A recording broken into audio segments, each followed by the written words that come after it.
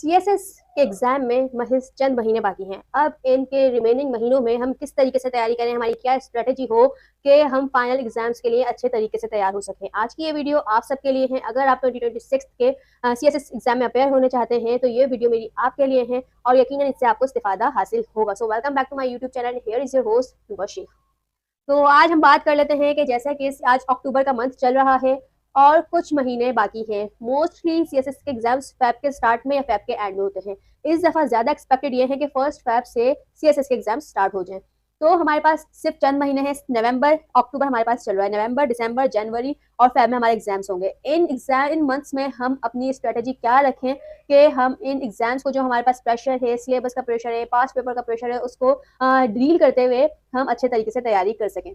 हमने क्या किया है, हमने इन 3 महीनों को 3 पोर्शंस में डिवाइड कर लिया है। वो किस तरीके से, सबसे पहले तो इन एग्जाम्स की तैयारी से पहले, इन महीनों को सेट करने से पहले हमारा माइंडसेट बहुत जरूरी है, हमारी प्लानिंग बहुत जरूरी है। जब कोई काम प्लानिंग से किया जाता है तो उसके नताइज अच्छे आते हैं।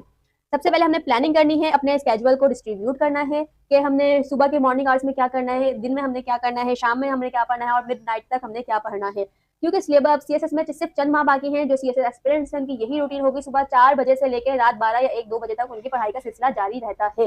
तो सबसे पहले हमने अपने माइंड सेट करना है, एक प्लानिंग करनी है। एक जब हमने फर्स्ट स्टेप उठा लिया है, हमने सोच लिया है हमने सीएसएस करना है, तो इस मैदान में किस तरीके से कामयाबी हासिल की जाए। क्योंकि सीएसएस एक मुकाबले का इम्तिहान है। It is not like any degree exam, any board exams. ये एक कॉम्पिटेटिव एग्जाम है जिसमें एक मुकाबला होता है। हर स्टूडेंट प्रिपेयर होकर आता है, हर स्टूडेंट आंसर्स लिखता है, लेकिन कामयाब सिर्फ वही होते हैं जिनका सब में अच्छे आंसर्स होते हैं, वो सबसे ज्यादा अच्छा परफॉर्म कर पाते हैं। ठीक है, अब हमने स्मार्ट स्टडी प्लान हमने बनाना है। वो किस तरीके से बनाना है, हमने अपने सिलेबस को डिवाइड करना है अपने मंथ्स के अकॉर्डिंग। ठीक है, सबसे पहले हमने फर्स्ट मंथ अपना रखना है कंपलसरी सब्जेक्ट्स का।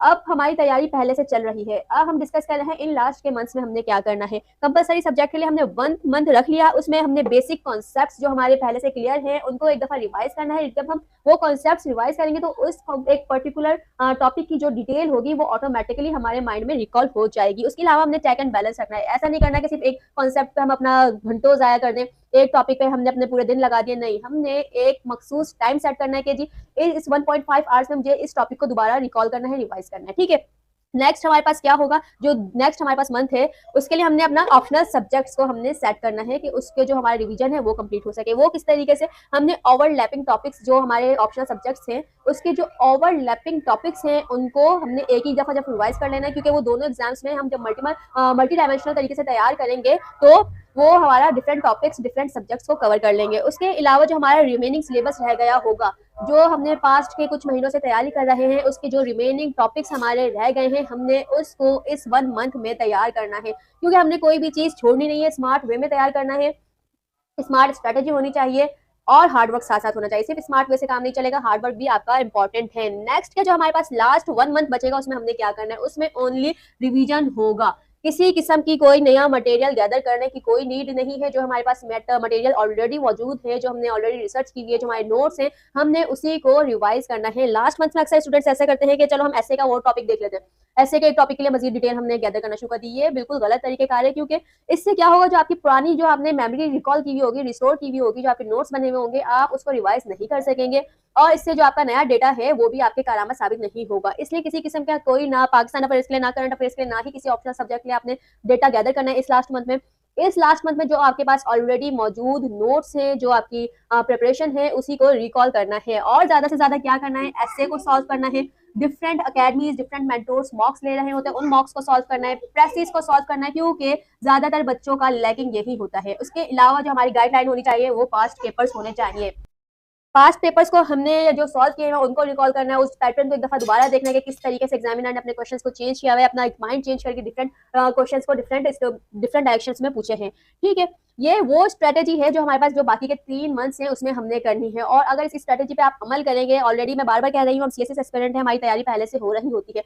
इन लास्ट 3 मंथ्स में हमने बहुत वाइसली इन मंथ्स को यूज करना है, इन मंथ्स को यूटिलाइज करना है। क्योंकि ये जो लास्ट के कुछ मंथ्स हैं यही हमारी कामयाबी के जामिन हो सकते हैं, हमारी कामयाबी इन्हीं पे मुनहसिर है। क्योंकि अक्सर स्टूडेंट्स इन्हीं लास्ट मंथ्स में पैनिक कर जाते हैं, जो उनके ऑलरेडी नोट्स होते हैं वो भी जाया जाते हैं। जब वो एग्जाम डे में जाते हैं वो बिल्कुल एक अजीब सी उनकी सूरत हाल होती है। हमने उस डायरेक्शन में नहीं जाना, हमने अपने आप को वाइजली यूज करना है और इस अटेम्प्ट में हमने ये एग्जाम को क्लियर करना है लास्ट मंथ।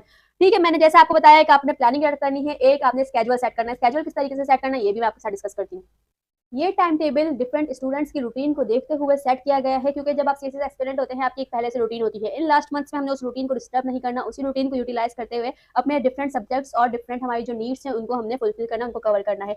सुबह जो आपकी रूटीन होनी चाहिए बीइंग अ सीएसएस एस्पिरेंट के, सुबह 6 से 9 बजे तक आपकी इंग्लिश की प्रैक्टिस होगी, जिसमें आपका प्रेसे होगा। एक दिन आपने प्रेसे को सॉल्व कर लिया, नेक्स्ट डे आपने ऐसे के लिए थोड़ा सा टाइम निकाल लिया, उसके बाद आपने जो हमारे सिनोनिम्स एंटोनिम्स वोकैब का पोर्शन होता है वो हमने देख लिया। हाँ, ये जो 6 से 9 का हमारे पास वक्त होगा इसको सिर्फ हमने इंग्लिश के लिए देना है। अब ये आपने खुद डिसाइड करना है कि कौन सा डे आपने इंग्लिश ऐसे को देना है और कौन सा दिन आपने इंग्लिश प्रेस और कंपोजिशन के पेपर को देना है, ठीक है। उसी सेम डे में हमारे पास जो 10 से 11 की टाइमिंग होगी, 10 से 1 की टाइमिंग होगी, उसमें हमने किसी एक कंपलसरी सब्जेक्ट के उठा के सब्जेक्ट्स को उठा के उसका सिलेबस और उसके डिफरेंट टॉपिक्स को कवर करना है।